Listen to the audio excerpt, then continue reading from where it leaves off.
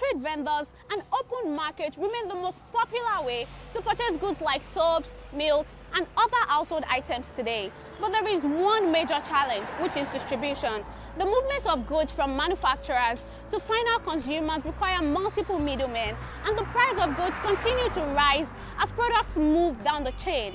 On this episode of Startups, we'll be featuring a company that's trying to fix the problems of distribution in the informal retail market. Hello and welcome to another interesting episode of Startups. I am Abisola Adebayo. Come along.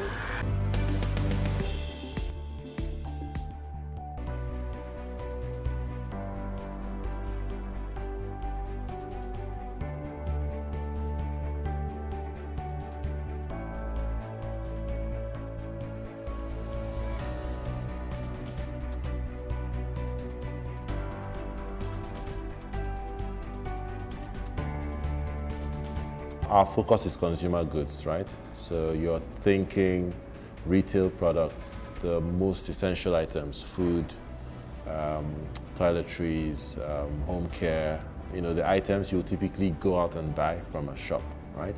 Now, in Africa, the bulk of this retail doesn't happen in the big supermarkets. It happens in small neighborhood stores, right? I think the numbers for Nigeria, 96 to 97% happens in small stores. It's about 90% across the continent. So that's the market. If you're a manufacturer, that's the market you're trying to get your products into.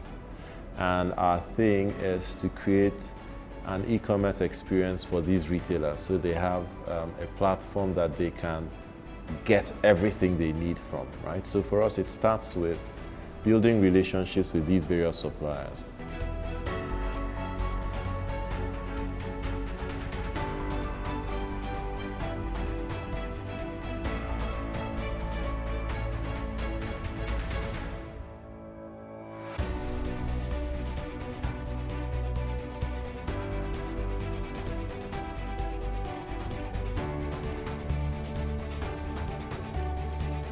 My name is Kachi Izukane, and I am CEO and co-founder at TradeDepot.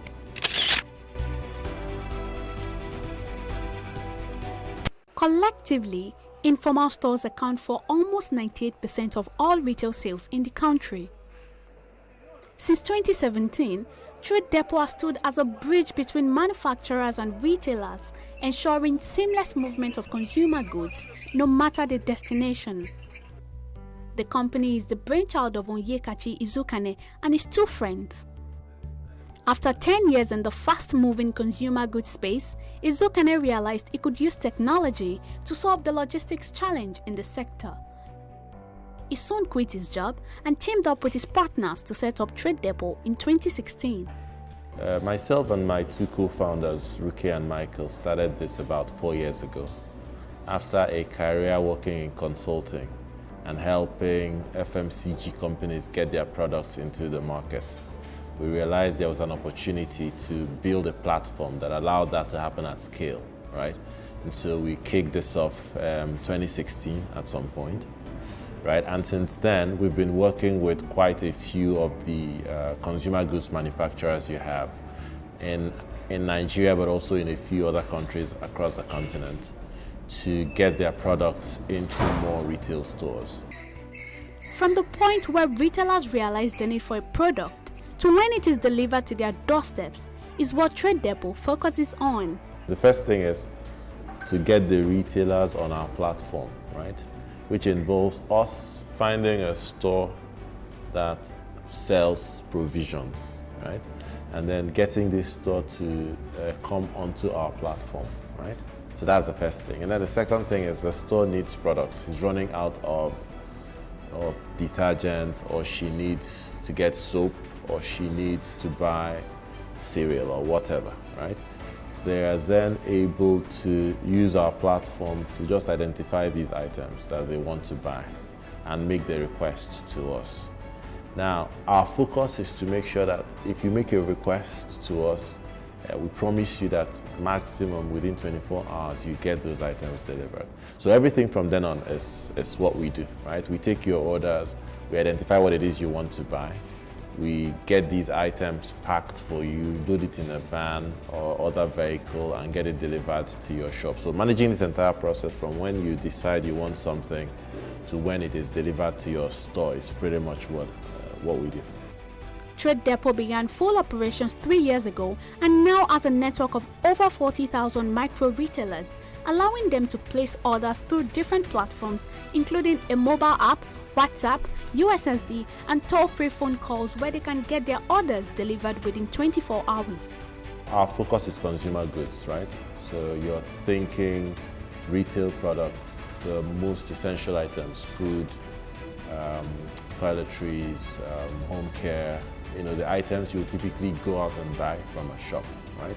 Now, in Africa, the bulk of this retail doesn't happen in the big supermarkets. It happens in small neighborhood stores, right? I think the numbers for Nigeria, 96 to 97% happens in small stores. It's about 90% across the continent. So that's the market. If you're a manufacturer, that's the market you're trying to get your products into.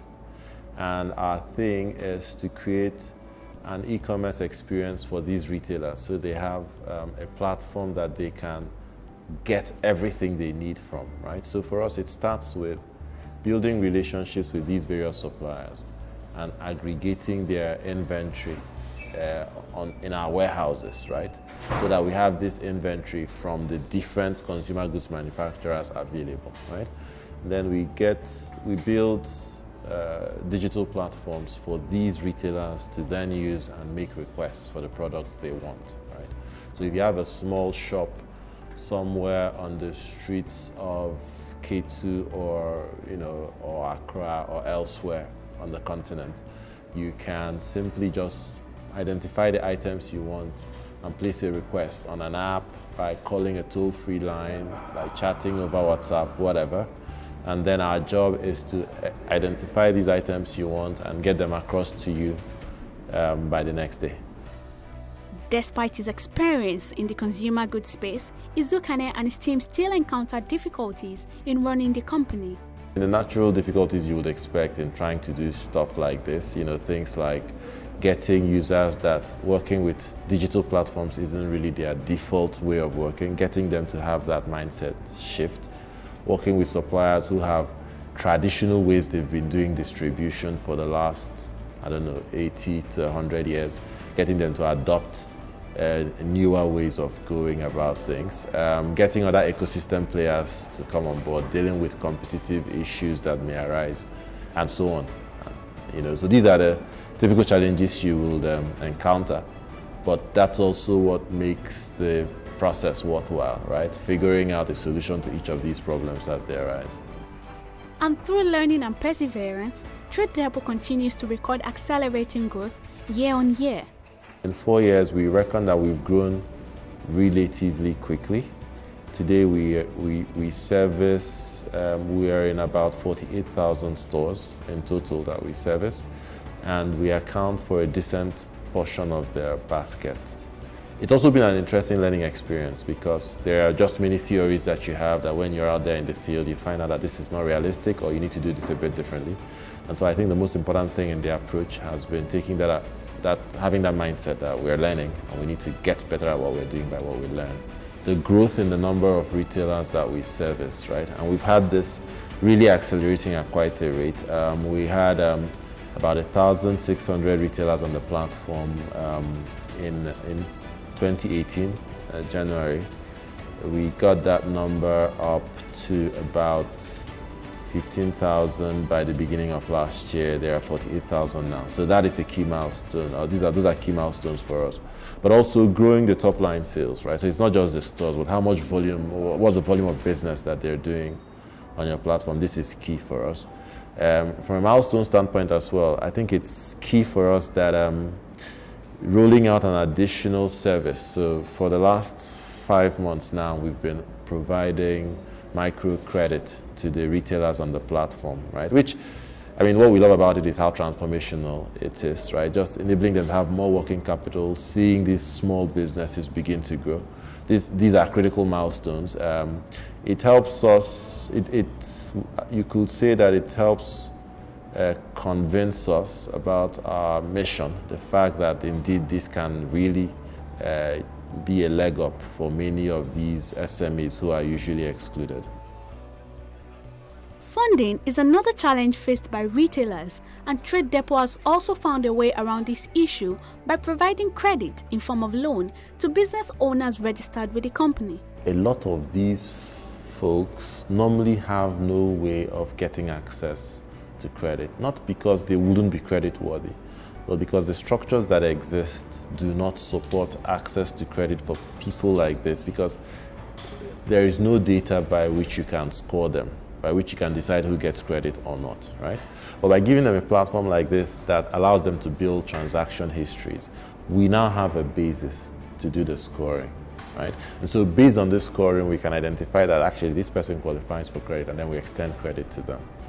Interestingly, we find that over 80% of the people that we give credit, this is the first time in their lives they are getting credit from any source, right? So over 80% of our credit recipients are first-time borrowers of any sort. We think that is quite critical.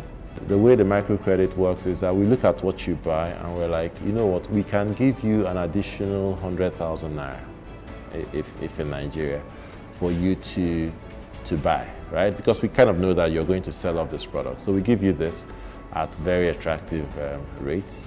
But you pay us back after you've sold or as you sell off the product, right? So within 2 weeks or 4 weeks, you pay us back. And usually that's all the retailer is looking for. So imagine you have a store and you want to be a retailer. The thing you need is you need cash to buy products so you can sell it. And now you have this proposition in which someone is actually giving you that money, then helping you get the product, and then you sell it, make money, and then you're able to pay back. Right? And then you can do this on a repeated basis, and suddenly you're growing simply because you have access to finance. While many startups have been pushed out of business due to the harsh effects of the COVID-19 pandemic, this logistics company found a way to beat the virus. Again, taking advantage of technology, TradeDepot launched a digital-led distribution during the nationwide lockdown. So instead of losses, the company remained on the gaining side. Distribution requires movement, and we had a restriction of movement. But the net effect on our business was positive, right? Because our business is all about promoting a way of distribution that is digitally led. And so when the lockdown resulted in the traditional distribution channels not being available or being very limited, it significantly increased the urgency for everyone, both the retailers and the manufacturers, to adopt more digital channels, right? So the net effect we saw was a growth in our business, but more importantly, we saw an increased urgency for adoption, both by the retailers and the manufacturers. Aside Nigeria, TradeDepot has a strong presence in other countries. The company is, however, looking to expand into many other African states to become the leading distribution channel for companies on the continent. We think there is an interesting opportunity here to grow to be a leading distribution channel for FMCG, for consumer goods generally across the continent, right?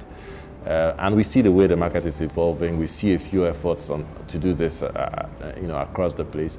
But we certainly think that we're in a good place to grow to be that party that, most consumer goods manufacturers depend on to help them drive their route to market. Conversely, we think as well that we're well positioned to be the ideal supply partner for retail, and we're really very aggressive about our ambitions to look to be that leading party on the continent.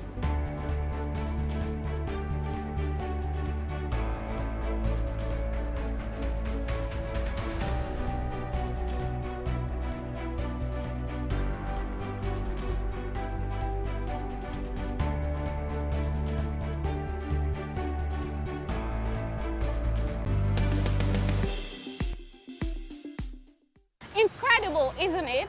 Well, you must be quite familiar with the phrase, catching them young, right? And next up is a very perfect example. Over the years, we've sort of created a notion that certain jobs are only to be undertaken by men, with the ones perceived to be less tasking pushed to females. But interestingly, these barriers are fast being surmounted.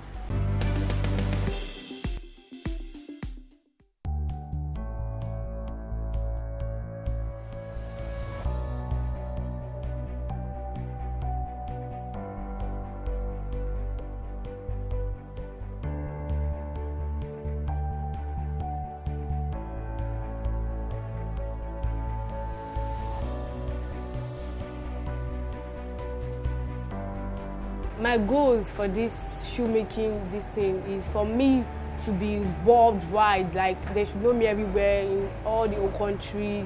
Like this lady, at this my tender age, I want to be very, very popular. Like, so people to know me about this shoemaking. I want to have a very big store, a big showroom. Go for a runway to showcase my design, and also for an exhibition also.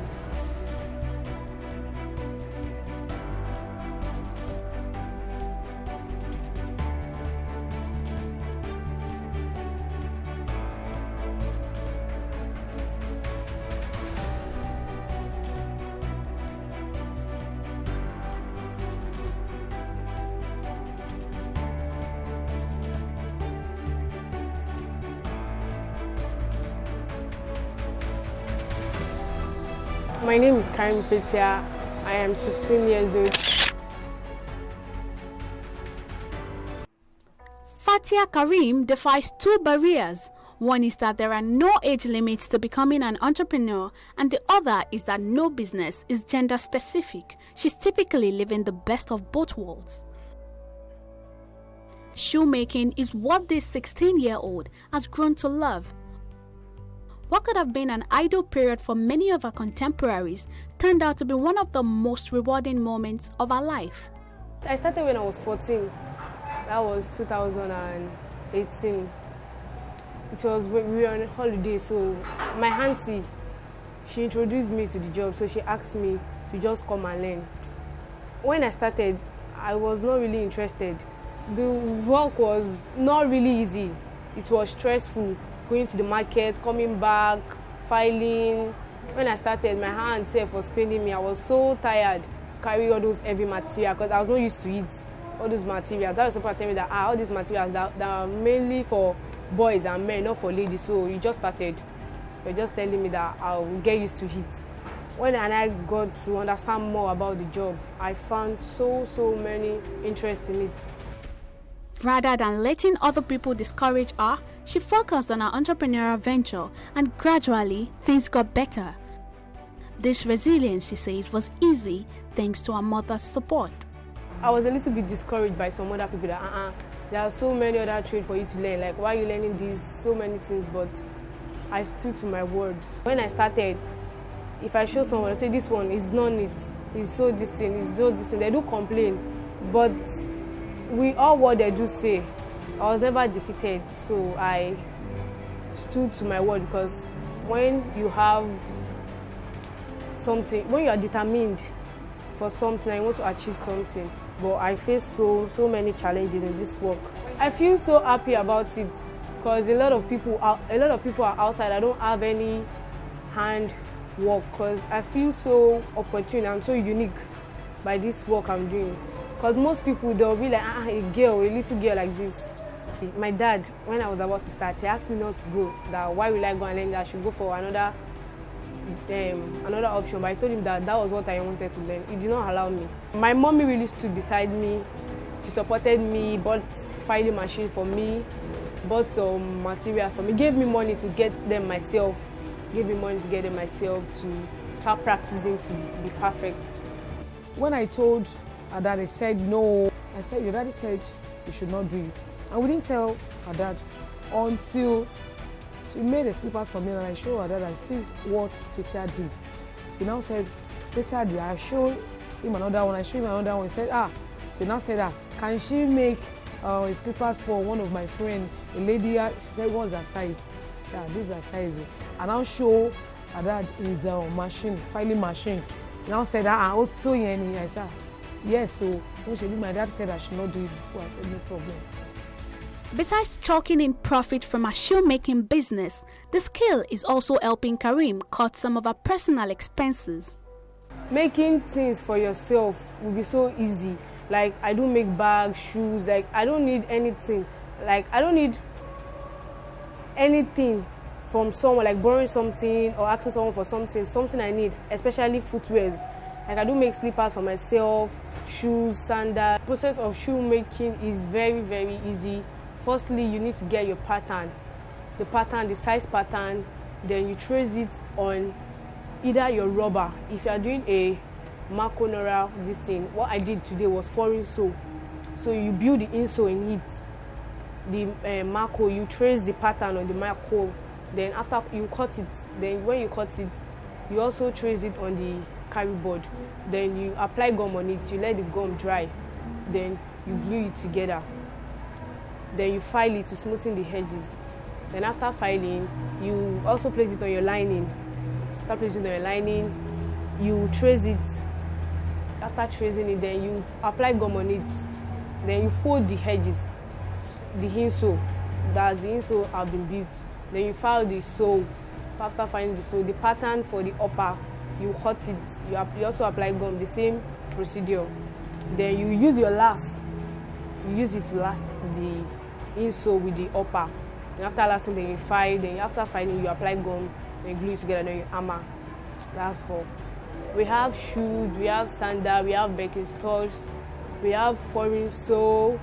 We have heel. We have wedge. So many design, and we have so many design or so many patterns of design in shoemaking.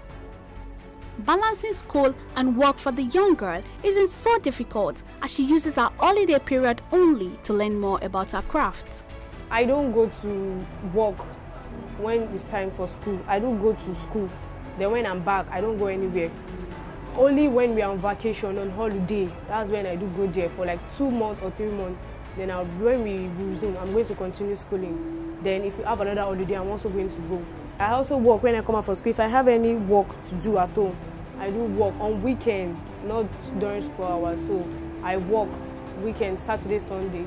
Like if I have any other work, like if someone asks me or want to patronize me to do anything during school hour, I'll collect it, then I'll find a way to do it, and I'll give it to the person during school hour, after school. But I don't go to work during school hour. My school and my shoemaking is not affecting me. Electricity is one of the major resources she relies on to give finishing touches to her shoes.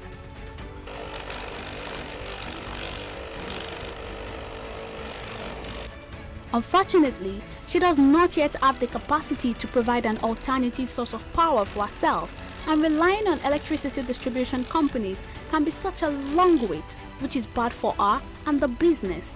Most of the time, I won't be able to work for like a week or months because there's no lights. When our lights spoil, I have to wait for NEPA to bring the lights, and I don't have gen that do carry it, so light is number one. And materials also, because when I go to the market now, it might not be the same price I bought it last week. I'm going to see the same material the same week. Young Fatia intends to grow her business to a valuable fashion brand that can compete with other brands at international exhibitions. My goals for this shoemaking, this thing, is for me to be worldwide. Like they should know me everywhere in all the old countries. Like this lady, this my tender age. I want to be very, very popular. Like so people to know me about this shoemaking. I want to have a very big store, a big showroom, go for a runway to showcase my design, and also for an exhibition also. My advice to younger people like me outside there, that they should not be discouraged about anything they want to, anything they're determined to do, they should not be discouraged. And also, they should also work hard, because working hard is also the key. They should work hard, never give up, not to give up, and not to relent also on anything they want to do.